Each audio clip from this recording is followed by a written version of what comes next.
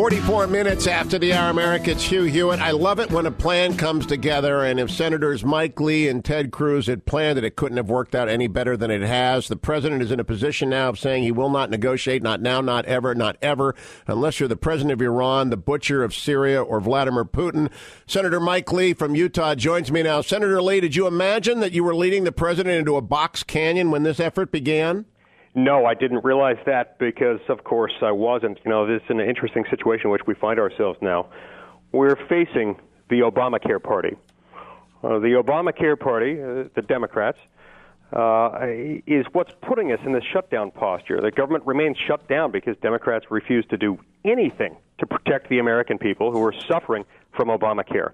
They won't even consider passing bills to fund veterans' benefits or cancer research or national parks unless Obamacare is fully implemented. In other words, they're telling us we can't fund anything unless we agree first to fund everything, including Obamacare. That's wrong. Nobody negotiates that way, and that's not going to work for the American people. Now, Senator Lee, yesterday I had on Dylan Byers, who's the media reporter for Politico.com, and he was using the hostage analogy and banging on people. And Dylan's a good reporter, but he was banging on people who said Harry Reid is putting his own political interests ahead of those of the children who want to enroll in the NIH trials. And I pointed out, it's not hostage taking. I've never seen a hostage situation where the authorities keep sending the hostages back in and won't let some people out. So it's clearly not a good analogy, but I'm not sure what analogy to use except for the fact that the president is indeed holding the entire federal government hostage to Obamacare. Well, that's right. That's exactly what he's doing. He's issued veto threats on funding for things that he himself asked Congress to fund because those bills don't include Obamacare funding. He's willing to veto all of them. And, Senate Democrats are going right along with him, consistent with the idea of there being the party of Obamacare. They refuse to negotiate with the House unless Obamacare is taken completely off the table in the discussions, meaning unless Obamacare is completely funded, they won't even negotiate. Now, they're the Obamacare party, and yet the American people are strongly against Obamacare. Why? Well, because it's costing us jobs. It's costing people their health care. It's causing premiums to spike dramatically, and it's unsustainable. It's going to bankrupt our country. Now, Senator Lee, a friend of ours in common is Dr. Larry Arnn of Hillsdale. In fact, he'll be joining me next hour talking about the Constitution and the way that it ought to operate. Right now, the president is forcing an Article I crisis, meaning that he's trying to dictate to a separate but equal branch of Congress. In other words, he's raising the stakes to a crisis level that I just have never seen. It's reckless. It's irresponsible. But do you expect that either the House or the 46 Republican senators will blink? I don't think so. I don't know. There's no way of telling the future. We can't be certain of that. But one thing I do know is that I just have a tremendous amount of respect for House Speaker John Boehner and Majority Leader Eric Cantor. They have stood by the American people. They've stood by the rank-and-file Republicans in the House. They have stood by them as they've stood with the American people. And they've said, we've got to protect the American people from Obamacare. Because how many more people are going to have to lose their jobs or have their wages or their hours slashed or have their health care taken away, as 20,000 Home Depot employees did 2 weeks ago today? How many more are going to have these horrible things happen to them before we act to protect them?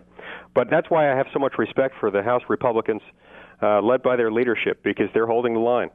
Now, I got to ask you, a lot of people have been very critical of you, pundits especially. I think of some people at the Washington Post like Jen Rubin and others who've been critical of you and Senator Cruz for beginning this effort. I was one of the people who didn't think it was going to work, but I've changed my mind. I was wrong. It's actually catalyzed quite a lot of important issues, and it's really leading to a good, I think, outcome. But how do you view your critics who are really lambasting you in very personal terms?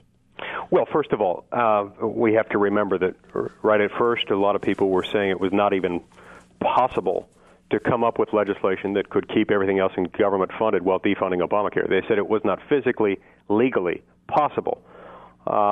Then they said it was just highly improbable. And more they're seeing that this movement is unstoppable. It's unstoppable because the American people are getting behind it. And as to the personal nature of the attacks, unfortunately that's become the nature of Washington. We see it within both political parties. We see it among people who call themselves conservatives or liberals. It generally tends to be from people who are part of the Washington, D.C. establishment, whether they're in office or in media or they're practicing in the art of political punditry. But they tend to attack personally when somebody comes along and raises an idea that they haven't thought of. But over time, many of them tend to come around, and those who don't discredit themselves when they discredit the American people.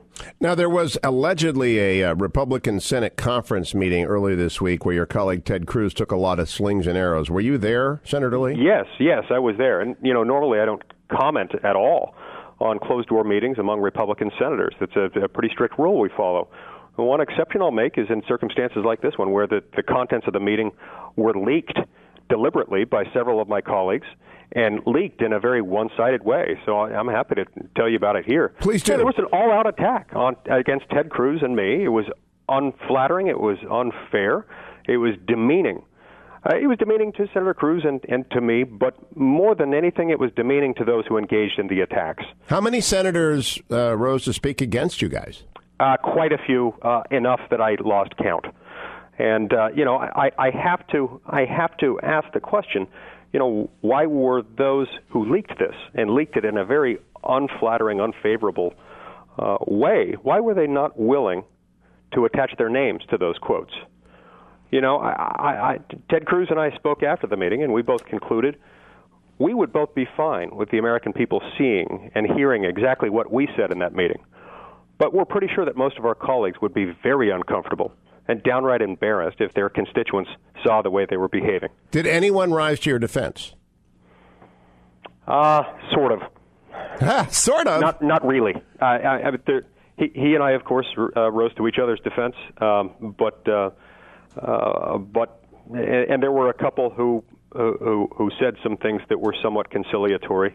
There were a lot of people who were participating directly in the attacks, adding fuel to the fire. There were a lot of others who were staring at their shoes. But look, I want to keep the main focus here on Obamacare.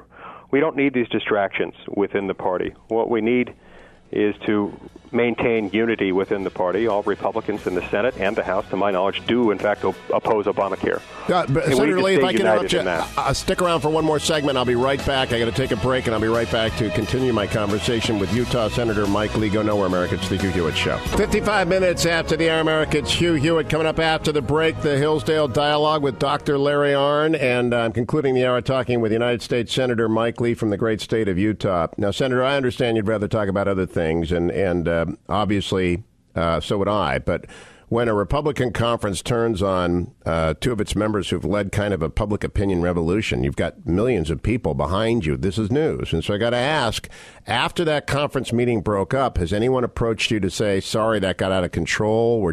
It's overheated here? One or two, but they were not the people who were attacking. And of the people who are attacking, do any of them have national political ambitions or that have any future? I mean, was John McCain attacking you? Yeah, I'm not going to identify any of the particulars there. I think that's better left unsaid. Because I really do believe if anyone's got the guts to attack you behind closed door and steps out and does it, they're done. I just think the base is very thrilled with the way you guys have stood up for principle. And do they not know that? Well, the base is thrilled with us.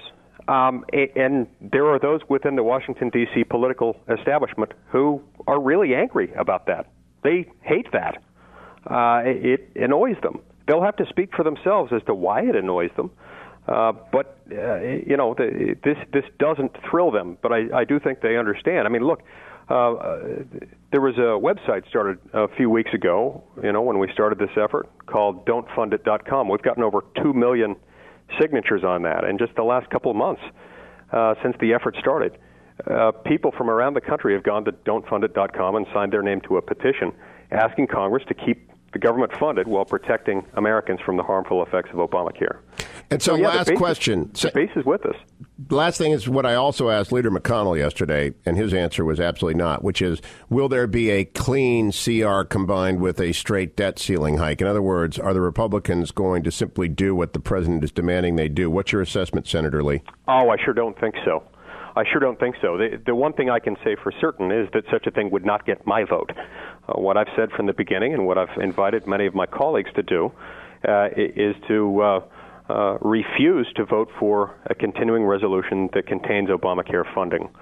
And so I know I would vote against a so-called clean CR, which is really a dirty CR, one that includes Obamacare funding.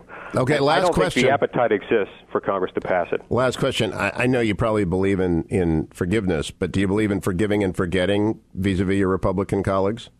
Well, sure. Look, I can get beyond this. I believe in forgiving and forgetting. And maybe what you're getting at is the fact that we do need to have a working relationship among and between us. I think we can get beyond that. But we need to stay focused on the goal, which is to not fight fellow Republicans, but to focus on fighting the administration, fighting the party of Obamacare, fighting the party that's willing to shut down the government in order to force Obamacare on an unwilling electorate. Well said, Senator Mike Lee from the great state of Utah. I appreciate it. I'm sure all of your listeners on KLO 1430 to 103 FM in Salt Lake City appreciate it as well, and throughout the United States. Keep pressing. It's the Hugh Hewitt Show.